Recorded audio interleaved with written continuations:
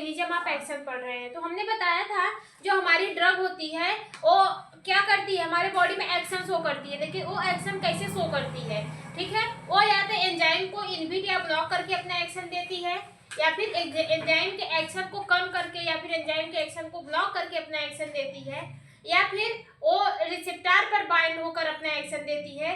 Receptor पे bind होती है, ठीक है, उसके एक्शन को या तो बढ़ा देती है या तो कम कर देती है, ठीक है, अपना एक्शन शो करती है, या फिर आयन चैनल को ब्लॉक करके अपना एक्शन शो करती है, ठीक है। कुछ ऐसे आयन चैनल होते हैं जिसकी वजह से कुछ न्यूट्रिशन या फिर आयंस हमारे बॉडी में इंटर करते हैं, हमारे सेल में इंटर करते हैं, तो उसके घटने और बढ़ने से भी हमारे बॉडी में प्रॉब्लम होती है। तो जो ड्रग हम लोग देते हैं आयन चैनल की वजह से लेते हैं, ठीक है। अगर आयन चैनल हमारा ओपन है, उससे ज्यादा मात्रा में आयंस हमारे बॉडी में जाएंगे जो एक प्रॉब्लम क्रिएट करेंगे, ठीक है। अगर वही आयन का कंसंट्रेशन हमारे सेल में कम हो गया तो क्या करेंगे, उसी आयंस को मतलब कम हो रहा है तो क्यों हो रहा है, हमारे चैनल में प्रॉब्लम है, उस चैनल को ओपन करने की कोशिश करते हैं। तो ऐसे मतलब और जो हम ड्रग लेते हैं वो ड्रग ओपन करने का कोशिश करता है चैनल को। तो इसी पाथवे पे हमारा ये जो ड्रग होता है वो काम करता है, ठीक है। ड्रग का कोई हम पहले ही बताएं, ड्रग का कोई भी अलग से कोई भी इफेक्ट नहीं होता है। हमारे बॉडी में ही जो कोई भी एंजाइम हो गया, रिसेप्टर हो गया, ठीक है, कंपोनेंट्स हो गए, सब्सटेंस हो गए, उनके कम या फिर ज्यादा होने पर ही प्रॉब्लम होता है, ठीक है। उसी को ही रिपेयर करने का काम करता है ड्रग, उसी को क्या करता है, रिपेयर करने का काम करता है। उसका अलग से कोई भी किसी भी टाइप का कोई इफेक्ट नहीं होता है, ठीक है। बात समझ में आई। अब देखो हमारा जो ड्रग होता है वह अपने एक्शन रिसेप्टर पे भी बाइंड करके देता है। भाई ये रिसेप्टर क्या होता है, हमने बताया था कि रिसेप्टर एक टाइप का क्या होता है, प्रोटीनियस कंपोनेंट्स होता है। क्या होता है, प्रोटीनियस कंपोनेंट्स होता है जो सेल के ऊपर या फिर सेल के अंदर पाया जाता है। मींस कि सेल के ऊपरी सरफेस भी पाया जाएगा या फिर सेल के अंदर पाया जाएगा, ठीक है। इसका रोल क्या रहता है, जो रिसेप्टर होते हैं, रिसेप्टर पे क्या होता है कि कोई भी ड्रग बाइंड करती है, बाइंड करने के बाद एक ड्रग रिसेप्टर कॉम्प्लेक्स बनाती है। क्या बनाती है, ड्रग प्लस रिसेप्टर कॉम्प्लेक्स बनाती है, ठीक है। ये कॉम्प्लेक्स क्या होते हैं, ऑटोमेटिक एक्टिव हो जाते हैं। एक्टिव होने के बाद हमारे बॉडी में कुछ रिस्पांस प्रोड्यूस करते हैं, कुछ फार्माकोलॉजिकल एक्शन देते हैं, ठीक है। बात समझ में आई कि नहीं आई। रिसेप्टर क्या होते हैं, receptor are the proteinous substance, ठीक है, बाइंड इनसाइड द मतलब बाइंड मींस कि रिसेप्टर एक टाइप का प्रोटीनियस सब्सटेंस होता है या फिर बाइंडिंग साइड होता है। क्या होता है, बाइंडिंग साइड होता है जहां पे हमारी ड्रग क्या होती है, उस रिसेप्टर से बाइंड करती है, ठीक है। Which presence on the surface and inside of the cell, ये या तो हमारे सेल के ऊपर प्रेजेंस रहेंगे या सेल के अंदर प्रेजेंस रहते हैं, ठीक है। Drug bind with it, activate it and give pharmacological response, ठीक है। जो हमारी ड्रग होती है वो अपने रिसेप्टर से बाइंड होती है, तब जाके क्या करती है, एक एक्शन प्रोड्यूस करती है, हमारे बॉडी में फार्माकोलॉजिकल एक्शन प्रोड्यूस करती है। बात समझ में आ रही है। मेनली जितनी ड्रग होती है वो इसी रिसेप्टर पे काम करती है, ठीक है। मींस कि 100% में से हमारे जो 70% ड्रग होती है वो अपना एक्शन रिसेप्टर पर ही बाइंड करके देती है, ठीक है। किस पे बाइंड करके देती है, रिसेप्टर पर ही बाइंड करके देती है। बात समझ में आ रही है कि नहीं आ रही है।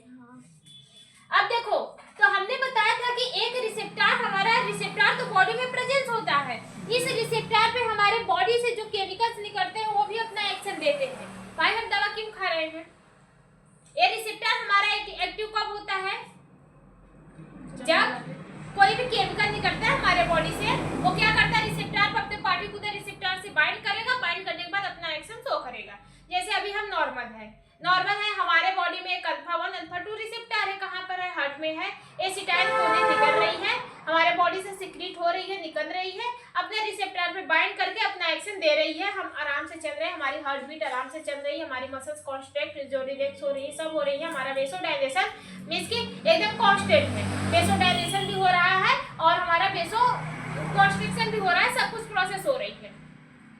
अब प्रॉब्लम कब आएगी, या तो हमारी एंजाइम क्या हो रही है, बाइंड कर रही है, या फिर उसका सिक्रीशन कम हो गया है, एंजाइम का सिक्रीशन कम हो गया है, ठीक है। अपने रिसेप्टर से पार्टिकुलर रिसेप्टर से पूरी तरह से बाइंड नहीं कर पा रही है, रिसेप्टर को एक्टिव नहीं कर पा रही है। रिसेप्टर जब एक्टिव नहीं होगा फार्माकोलॉजिकल एक्शन नहीं देगा, तो हम लोग क्या करेंगे, दवा का यूज करेंगे। दवा दो टाइप का यूज करते हैं, देखो कौन कौन सा होता है। एक होता है एगोनिस्ट और एक होता है एंटागोनिस्ट। बात समझ में आ रही है कि नहीं? एगोनिस्ट और एंटागोनिस्ट। एगोनिस्ट ऐसी दवा होते हैं, ऐसे कंपोनेंट्स या ऐसे एजेंट्स होते हैं जो रिसेप्टर को एक्टिवेट कर देते हैं, मींस कि रिसेप्टर के एक्शन को बढ़ा देते हैं, एंजाइम के एक्शन को बढ़ा देते हैं, रिसेप्टर के एक्शन को बढ़ा देते हैं। बात समझ में आ रहा है कि नहीं आ रहा है? जैसे अगर हमारी बॉडी में, जैसे हमारा हार्ट रेट चल रहा है, अगर हमारा हार्ट रेट धीमा हो गया तो किसकी वजह से धीमा हुआ है? हमारे एसिटाइलकोलिन जो केमिकल्स है जो सिक्रीट हो रहा है उसकी वजह से हुआ है। तो ये जो हम एगोनिस्ट लेंगे वो एसिटाइलकोलिन के एक्शन को बढ़ा देता है। एसिटाइलकोलिन जाकर अपने पार्टिकुलर रिसेप्टर से बाइंड होता है, वो अपना एक्शन प्रोड्यूस करता है। या फिर जो हम दवा देंगे वो जाके क्या करेगा? रिसेप्टर पे बाइंड करेगा और अपना एक्शन प्रोड्यूस करेगा। यही फंडा होगा ना जी? Yes ma'am. एगोनिस्ट एक ऐसे कंपोनेंट्स होते हैं जो इफेक्ट को बढ़ा देते हैं, जो इफेक्ट को बढ़ाने का काम करते हैं। वहीं पे एंटागोनिस्ट जो ऐसे कंपोनेंट्स होते हैं ये क्या करते हैं? ये इफेक्ट को इनहिबिट करने का काम करते हैं, मींस कि इफेक्ट को क्या करते हैं? कम करने का काम करते हैं। ठीक है भाई, एसिटाइलकोलिन का इफेक्ट हमारे बॉडी में कम हो रहा है तो भी प्रॉब्लम, ज्यादा हो रहा है तो भी प्रॉब्लम। कम होगा तो वेसोडाइलेशन होगा, वेसोडाइलेशन मतलब पिचकेगा। जब वेसोडाइलेशन होगा तो हमारी हार्ट रेट गिरेगी, अगर वेसोकॉन्स्ट्रिक्शन होगा तो हमारी हार्ट रेट बढ़ेगी। ठीक है, तो अगर वेसोडाइलेशन हो रहा है तो वहां पे हमको एक्शन बढ़ाने की जरूरत है। आप क्या देंगे? एगोनिस्ट देंगे।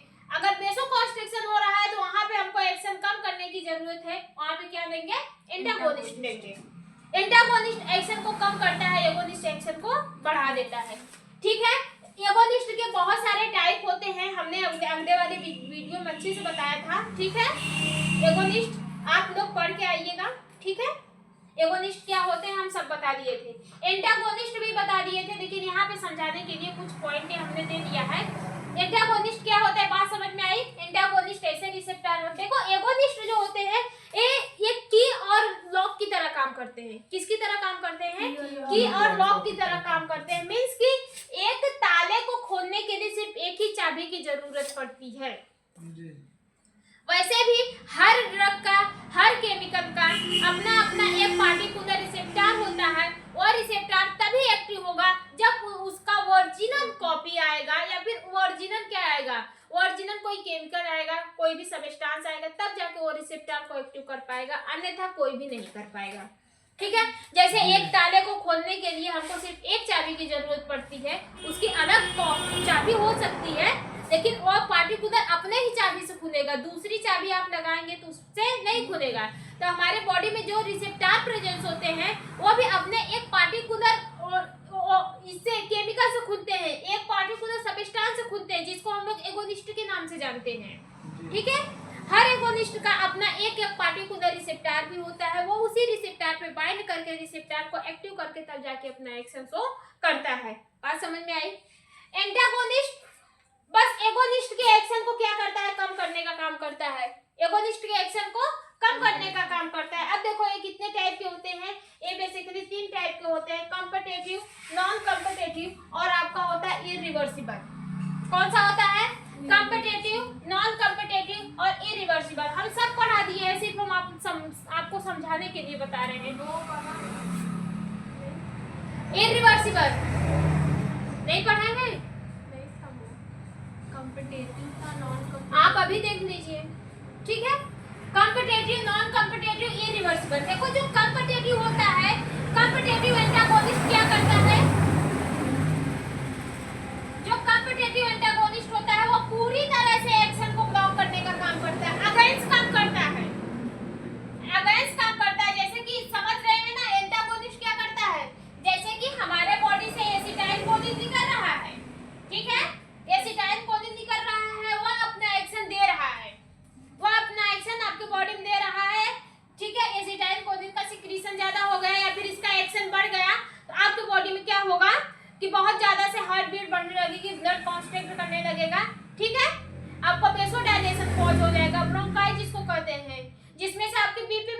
जाती है, ब्लड प्रेशर आपका बढ़ जाएगा, तो प्रॉब्लम होगी कि नहीं।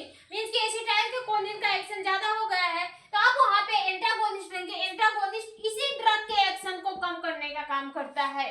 जैसे मान लीजिए ये हमारा क्या है, एक रिसेप्टर है, ये हमारा क्या है, एक रिसेप्टर है। अब ए रिसेप्टर पे एगोनिस्ट आया, क्या आया, एगोनिस्ट आया, वो बाइंड किया, हमारा यही एगोनिस्ट है, वो बाइंड किया। अब भाई एगोनिस्ट की जरूरत क्यों पड़ी, क्योंकि एगोनिस्ट की जरूरत क्यों पड़ी, क्योंकि ये जो रिसेप्टर है वो अपना एक्शन पूरी तरह से नहीं दे पा रहा है। क्यों नहीं दे पा रहा है, क्योंकि इसका जो केमिकल्स आके बाइंड हो रहा है, इसका जो ओरिजिनल कंपोनेंट्स है उसका इफेक्ट कम हो रहा है। तो आप क्या करेंगे, इसके इफेक्ट को बढ़ाने के लिए आप लोग एगोनिस्ट लेंगे, और एगोनिस्ट अपने पार्टिकुलर रिसेप्टर पर बाइंड करेगा, अपना एक्शन देगा। मान लीजिए किसी भी वजह से इसका एक्शन बढ़ गया, इसका एक्शन बढ़ गया, अब वहां पे आप क्या लेंगे, एंटागोनिस्ट लेंगे। एंटागोनिस्ट क्या करता है, इसी ड्रग के इफेक्ट को कम करने का काम करता है। एगोनिस्ट इफेक्ट को बढ़ाने का काम करता है, एंटागोनिस्ट इफेक्ट को कम करने का काम करता है। जो यहाँ पे कॉम्पिटिटिव एंटागोनिस्ट है वो पूरी तरह से क्या करता है, एगोनिस्ट के इफेक्ट को कम करता है। किससे, पूरी तरह से क्या करता है, इफेक्ट को कम कर देता है। मींस कि वो इसी रिसेप्टर पे क्या करेगा, बाइंड करेगा, ठीक है, इसी रिसेप्टर पे क्या करेगा, बाइंड करेगा। जो एंटागोनिस्ट है वो इसी रिसेप्टर पर बाइंड करेगा, आके पहले से क्या करेगा, ये एंटागोनिस्ट यहाँ पे अपना जगह देख लेगा, ठीक है, जगह अपना बना लेगा। अब ऊपर से क्या क्या निकल रहा है, एगोनिस्ट निकल रहा है। एगोनिस्ट का काम क्या है, एक्शन को बढ़ा रहा है। एगोनिस्ट पहले बाइंड है, यहाँ पे एक्शन को बढ़ा रहा है, हमारे बॉडी में प्रॉब्लम क्रिएट हो रहा है, ठीक है, किससे, एगोनिस्ट के एक्शन से बढ़ने से। अब आप क्या करेंगे, डॉक्टर आपको एक एंटागोनिस्ट देगा, वो एंटागोनिस्ट जाएगा उसी रिसेप्टर पे बाइंड करेगा जिस रिसेप्टर पे पहले आपका एगोनिस्ट बाइंड होता था। ये उसी रिसेप्टर पे बाइंड कर देगा, जब बाइंड कर देगा तो इस रिसेप्टर पर जगह नहीं बचेगी, तो ए एगोनिस्ट यहाँ पे बाइंड नहीं कर पाएगा। जब ए एगोनिस्ट यहाँ पे बाइंड नहीं कर पाएगा तो यहाँ पे भी फार्माकोलॉजिकल एक्शन दे ही नहीं पाएगा। किसी भी टाइप का कोई भी फार्माकोलॉजिकल एक्शन बॉडी में बायोलॉजिकल एक्शन नहीं प्रोड्यूस कर पाएगा, ठीक है। तो ये एंटागोनिस्ट इसके इफेक्ट को कम कर रहा है कि नहीं कम कर रहा है, कम कर रहा है ना।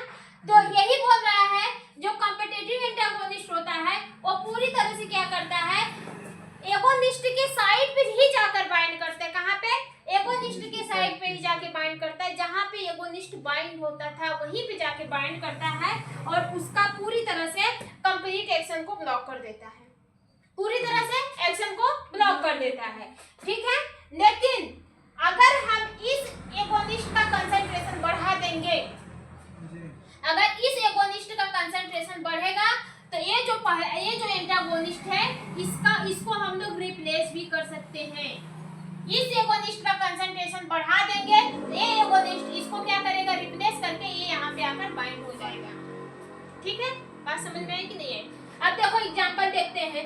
Effect can be overcome, agonist का इफेक्ट ओवरकम भी किया जा सकता है। कैसे, इंक्रीजिंग एगोनिस्ट डोजेज को, एगोनिस्ट के डोज को बढ़ा करके, ठीक है। बात समझ में आ रहा है कि नहीं आ रहा है। Complete with agonist for the same receptor, agonist competitive agonist same and competitive antagonist same agonist के रिसेप्टर पे ही बाइंड करते हैं और कंप्लीट उसके एक्शन को कम कर देते हैं। लेकिन जैसे जैसे हम लोग एगोनिस्ट के एक्शन को बढ़ाएंगे, ये एगोनिस्ट इस एंटागोनिस्ट पे हावी पड़ेगा और इसको यहाँ से रिमूव करके यहाँ पे वो बाइंड भी हो सकता है, वो यहाँ पे बाइंड भी हो सकता है। बात समझ में आई कि नहीं आई। अब देखो क्या हो गया, जैसे कि एट्रोपिन, किसका एग्जांपल दिया, एट्रोपिन। जो एट्रोपिन होता है वो एसिटाइल कोलिन के एक्शन को ब्लॉक करता है, किसका, एसिटाइल कोलिन के एक्शन को। अब एसिटाइल कोलिन क्या होती है, एसिटाइल कोलिन एक टाइप की केमिकल्स होती है, एक टाइप की हार्मोन्स होती है, ठीक है। ये हमारे बॉडी में क्या होती है, सीक्रेट होती है। एसिटाइल कोलिन एक टाइप का केमिकल्स है जो हमारे बॉडी में सीक्रेट हो रहा है। अब ये एसिटाइल कोलिन क्या कर रहा है, इसका जब ज्यादा इफेक्ट बढ़ जाता है, ये ज्यादा अपना एक्शन शो करने लगता है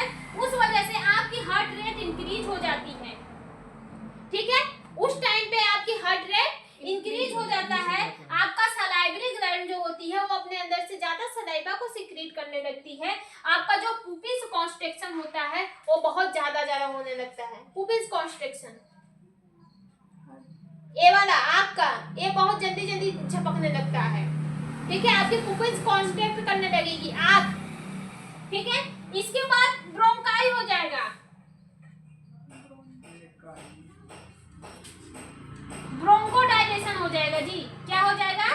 ब्रोंकोडाइलेशन हो जाएगा। ब्रोंकोडाइलेशन में क्या होता है कि आपकी मसल्स ज्यादा, हार्ट की जो मसल्स होती है और ज्यादा सिकुड़ने लगती हैं, ठीक है जी। एक ट्रैकीकार्डिया होता है, एक ब्रेडीकार्डिया होता है, ठीक है। उसको हम बाद में बताएंगे, इसको छोड़ देते हैं। सिर्फ आप इतना समझिए कि जो एसिटाइलकोलिन होता है, जब उसके अंदर उसका एक्टिवेशन बढ़ता है, मींस कि अपने पार्टिकुलर रिसेप्टर से, मींस कि एसिटाइलकोलिन क्या करता है, अपने पार्टिकुलर रिसेप्टर से बाइंड किया। एसिटाइलकोलिन अभी क्या है? एगोनिस्ट है, हमारे बॉडी से सिक्रीट हो रहा है, एगोनिस्ट है।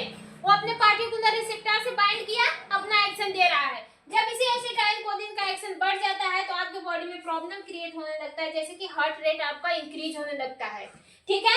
आपकी सलाइवा बहुत ज्यादा सिक्रीट होने लगती है, जिससे आपका मुंह बहुत पानी होने लगता है, ठीक है। बात समझ में आई? पर क्या पुपिल्स कॉन्स्ट्रिक्ट करने लगती है, जल्दी आपकी पुपिल्स क्या होती है? कॉन्स्ट्रिक्ट करने लगती है। आप डॉक्टर के पास जाते हैं, डॉक्टर आपको क्या देता है? एट्रोपिन देता है। क्या देता है? एट्रोपिन देता है। ये जो एट्रोपिन होता है, इसी एसिटाइलकोलिन के साइड पे जाके बाइंड करता है। जैसे कि हमने बताया, ये हमारा क्या है? रिसेप्टर है। ये हमारा क्या है? रिसेप्टर है, ठीक है। ये हमारा क्या है? रिसेप्टर है, ठीक है।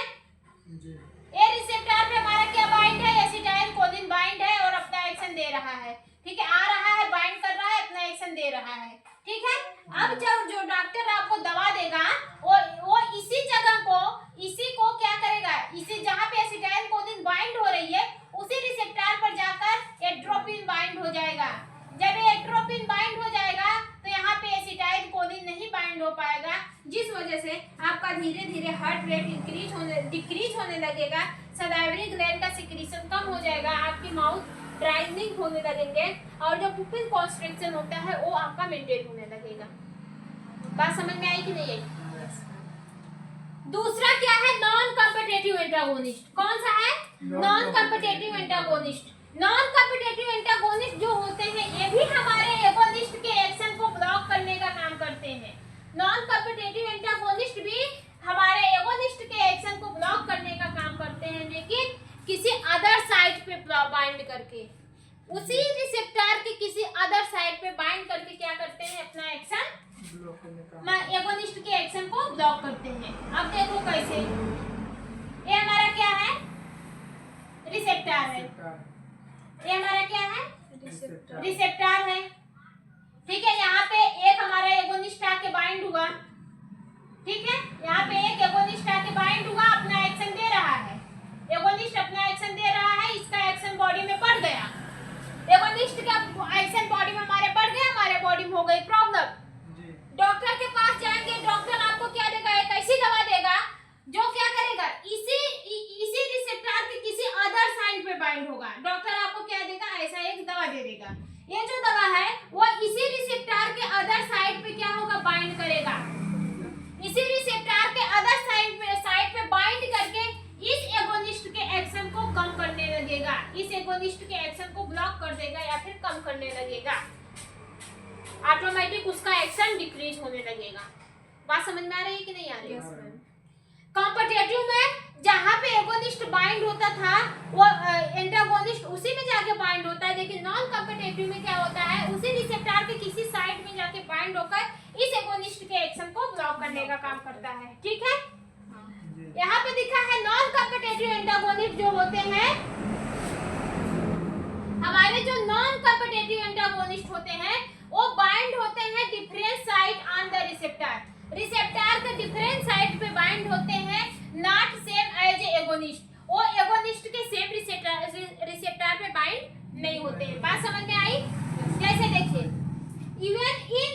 Even if agonist dose increase, ठीक है। Even if agonist dose increase, effect can not be reverse. इसमें अगर हम लोग डोज इंक्रीज करेंगे, इसमें अगर हम लोग क्या करेंगे, एगोनिस्ट का डोज इंक्रीज करेंगे, फिर भी इसके एक्शन को ब्लॉक नहीं कर पाएगा। ठीक है, क्यों? क्योंकि इसका जो लोकेशन है वो दूसरे साइड है। इसका लोकेशन कहाँ पर है? दूसरे साइड है। बात समझ में आ रहा है कि नहीं आ रहा है? तब देखो अब इसकी जरूरत कहाँ पे पड़ती है। कुछ आपके बॉडी में प्रॉब्लम होती है जो केमिकल के डिसबैलेंस से होती है। ठीक है, कुछ आपके बॉडी में प्रॉब्लम होती है जो केमिकल के डिसबैलेंस से होती है। भाई अब उसके एक्शन को ब्लॉक कर दे रहे हैं, ऐसा तो नहीं है हमेशा के लिए ब्लॉक कर देंगे। अब केमिकल के एक्शन को हमेशा के लिए ब्लॉक कर दे, जैसे क्या है एसिटाइल कोलिन का एक्शन हमेशा के लिए ब्लॉक हो जाएगा, तो आपके बॉडी में जो एक प्रॉपर प्रक्रिया चल रही है वो भी तो ब्लॉक हो जाएगी, वो भी तो रुक जाएगी, तो भी प्रॉब्लम क्रिएट हो जाता है ना। तो उसको कंट्रोल करने के लिए 2 से 3 दिन का जो दवा होता है वो काम करता है, फिर ऑटोमेटिक क्या करता है, ये एसिटाइल कोलिन बिगड़ता रहता है, अपने रिसेप्टर पर बाइंड करता है, फिर आपकी लाइफ स्टाइल चलने लगती है।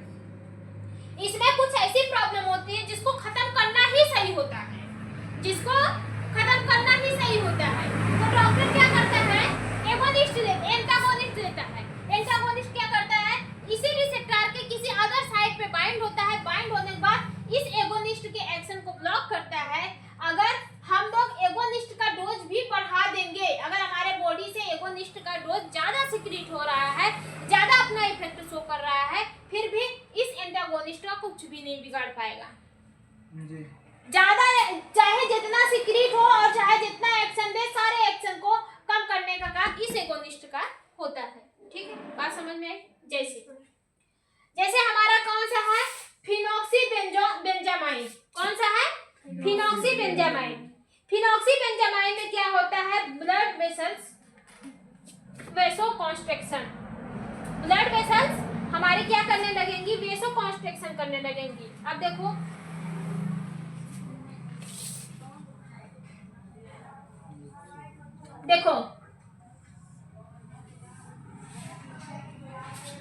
ये जो हमारी ब्लड है, ये हमारी क्या है, ब्लड वेसल्स, इसमें से हमारा क्या जा रहा है, ब्लड प्रवाह जा रहा है।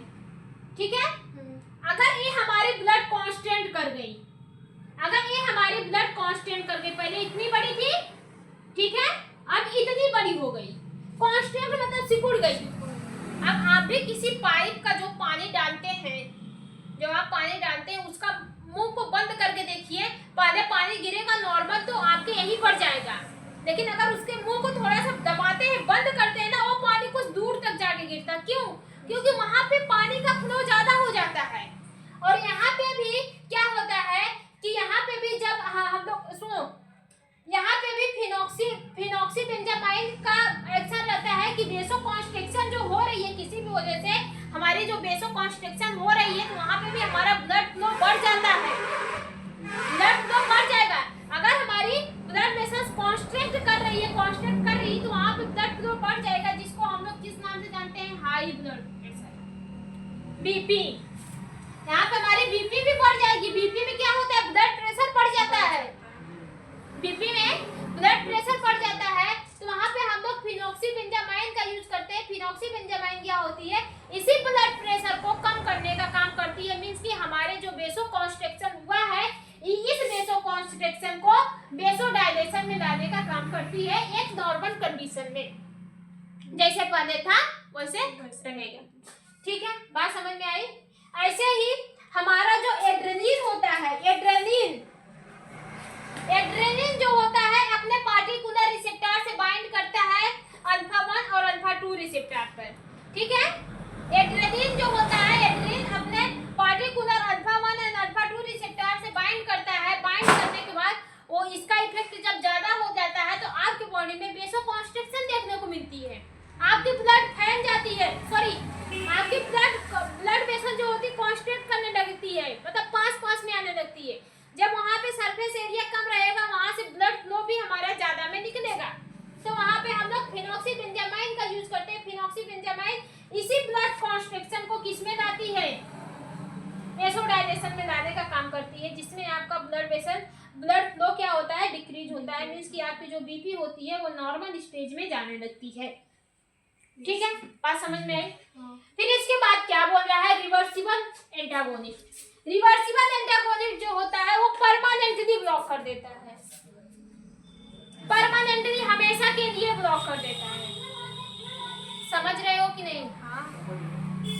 ठीक है, किसके लिए? हमेशा के लिए ब्लॉक कर देता है। मींस कि ऐसे जब फॉरेन पार्टिकल्स आपके बॉडी में घुस जाते हैं, ठीक है, जो प्रोस्टाग्लैंडिन के सिक्रीशन को बढ़ा देते हैं, प्रोस्टाग्लैंडिन के सिक्रीशन को जब बढ़ा देते हैं, तब क्या होता है कि वहां पे हम लोग रिवर्सिबल इरिवर्सिबल एंटागोनिस्ट देते हैं। कौन सा इरिवर्सिबल एंटागोनिस्ट देते हैं? ये इरिवर्सिबल एंटागोनिस्ट रिसेप्टर के इफेक्ट को कंटिन्यू के लिए ब्लॉक कर देता है, मींस कि परमानेंटली ब्लॉक कर देता है। ठीक है, वहां पे दूसरे रिसेप्टर तो बन जाएगा, लेकिन एक पहला वाला रिसेप्टर अपना पूरी तरह से एक्शन शो नहीं कर पाएगा। ठीक है, वहां पे रिसेप्टर का रिप्लेस होना मंजूर है, लेकिन वही पहला वाला रिसेप्टर अपना पुराना वाला एक्शन शो नहीं करेगा, वो पूरी परमानेंटली ब्लॉक हो जाएगा। अब देखो, ये जो एस्पिरिन होती है, एस्पिरिन का यूज हम लोग किस में करते हैं? पेन में करते हैं, बुखार में करते हैं, जब हमारे बॉडी में इन्फ्लेमेशन कॉज हो जाते हैं तब करते हैं। पेन में, बुखार में इन्फ्लेमेशन कॉज होते हैं तब करते हैं। अब देखो, ये जो एस्पिरिन होती है वो कॉक्स-1 और कॉक्स-2 एंजाइम रिसेप्टर पे बाइंड करेगी, और कॉक्स-1 कॉक्स-2 एंजाइम रिसेप्टर पर बाइंड करके प्रोस्टाग्लैंडिन सिक्रीशन को कम कर देती है। किसका? प्रोस्टाग्लैंडिन सिक्रीशन को कम कर देती है। यही प्रोस्टाग्लैंडिन जो होता है आपके बॉडी में बुखार और फीवर और इन्फ्लेमेशन के लिए रिस्पॉन्सिबल होता है। ठीक है, बात समझ में आई? हाँ। भाई हमेशा रहेगा तो दिक्कत ना होगा, हमेशा आपका बॉडी का टेम्परेचर बढ़ा रहेगा तो दिक्कत नहीं होगा जी। हमेशा आपको पेन रहेगा तो दिक्कत नहीं होगा। यहाँ पे अगर हमेशा वेसोडाइलेशन रहेगा तो कोई दिक्कत नहीं होगी, क्योंकि हम लोग दवा ले रहे हैं, फिर हमको रिटर्न आना पड़ेगा। लेकिन यहाँ पे ऐसी कोई सिचुएशन नहीं दिखती है। अगर कंटिन्यू अगर आपके बॉडी में आपका ब्लड टेम्परेचर बढ़ रहा है तो यहाँ पे प्रॉब्लम होती है, फीवर का नाम दिया जाता है। ठीक है, वो किसकी वजह से होता है? वो प्रोस्टाग्लैंडिन की वजह से होता है। एक प्रोस्टाग्लैंडिन कौन सिक्रीट करता है? कॉक्स-1 और कॉक्स-2 नाम की एंजाइम सिक्रीट करती है। कौन सिक्रीट करती है? कॉक्स-1 और कॉक्स-2। तो जो एस्पिरिन होता है इसी एंजाइम को जाके क्या करता है? ब्लॉक कर देता है, इसी एंजाइम की एक्टिविटी को ब्लॉक कर देता है। बात समझ में आई? यस। दूसरी बात, ओमेप्राजोल का नाम सुने होंगे। यस। ओमेप्राजोल जो एक दवा होती है वो गैस्ट्रिक अल्सर में काम करती है। गैस्ट्रिक अल्सर, पेप्टिक अल्सर, ठीक है। अल्सर क्या होते हैं? अल्सर मतलब मैम कैसा अल्सर छाला। अल्सर मतलब छाला है। हाँ, अल्सर मतलब छाला। जो एसिडिक का सिक्रीशन होता है, एसिड का सिक्रीशन हमारे बॉडी में ज्यादा बढ़ जाता है हमारे स्टमक में, तो हमारे क्या करते हैं, मस्कुलर जो हमारी म्यूकोसल लेयर होती है उसको डैमेज करके ऊपर आने लगते हैं। जब ऊपर आने लगते हैं तो हमारे स्टमक को भी जला देते हैं, हमारे इसोफेगस को भी जला देते हैं, हमारे माउथ में भी जला देते हैं, और हमारे लार्ज इंटेस्टाइन पर भी वो अफेक्ट करते हैं, स्मॉल इंटेस्टाइन के ड्यूडेनम वाले पार्ट पर भी अफेक्ट करते हैं। ठीक है, वहां पे भी प्रॉब्लम क्रिएट होती है। ठीक है, तो ये अल्सर क्या होते हैं? जला देते हैं। अब भाई जब ऑर्गन अंदर का जलेगा तो प्रॉब्लम तो होगी ना। प्रॉब्लम होने के लिए किसका यूज किया जाता है? ओमेप्राजोल का यूज किया जाता है। ओमेप्राजोल क्या करता है? वो प्रोटॉन पंप इनहिबिटर होता है। किसका? कौन सा होता है? Proton pump inhibitor. ये प्रोटॉन पंप इनहिबिटर आपके उसमें पाया जाता है, गैस्ट्रिक ट्रैक में पाया जाता है, गैस्ट्रोइंटेस्टाइनल ट्रैक में पाया जाता है। ठीक है, ये जो प्रोटॉन पंप इनहिबिटर होता है यही क्या करता है? एसिड के सिक्रीशन को करवाता है। यही क्या करता है? यही एसिड के सिक्रीशन को बढ़ा देता है। जब आप ओमेप्राजोल खाते हैं, ओमेप्राजोल इसी प्रोटॉन पंप को क्या करती है? कम करने का काम कर देती है, ब्लॉक करने का काम करती है।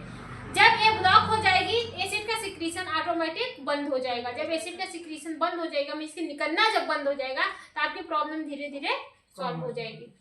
बात समझ में आई कि नहीं? Yes ma'am. तो आज आपका मैकेनिज्म, आप रिसेप्टर खत्म हो गया। इसके बाद हम लोग देखते हैं रिसेप्टर थ्योरी। कौन सा? Receptor theory. और जो ओमेप्राजोल है ये गैस्ट्रोइंटेस्टाइनल ट्रैक जब हम पढ़ाएंगे, डाइजेस्टिव सिस्टम वाला पढ़ के आइएगा। अभी हम सिर्फ इसको शॉर्ट में बताए हैं, अभी एक्चुअल में क्या क्या होता है वो हम बाद में आपको बताएंगे। ठीक है, बस इतना आप जानिए। प्रोटॉन पंप इनहिबिटर जो होता है वो एसिड सिक्रीशन करवाने लगता है। कौन सा एसिड हाइड्रोक्लोरिक एसिड का सिक्रीशन करवाने लगता है, जिसकी वजह से हमारे पेट में अल्सर कॉज हो जाते हैं, पेप्टिक अल्सर हो जाता है। स्टमक में होने वाले अल्सर को पेप्टिक अल्सर कहते हैं। हमारे डुओडेनम अल्सर हो जाते हैं, हमारे स्मॉल इंटेस्टाइन के पार्ट को भी जला देता है। उसी को ठीक करने के लिए हम लोग ओमेप्राजोल देते हैं। ओमेप्राजोल क्या होता है, जाके इसी प्रोटॉन पंप पर काम करता है, इसी को क्या करता है, ब्लॉक करता है। जब ये पंप ब्लॉक हो जाएगी तो ऑटोमेटिक एसिड का सिक्रीशन कम हो जाएगा। इसको और डिटेल में देखते हैं जब हम आपको गैस्ट्रोइंटेस्टाइनल ट्रैक्ट बताएंगे, तब drug acting on gastrointestinal tract, ठीक है, उसमें अच्छे से क्लियर होगा।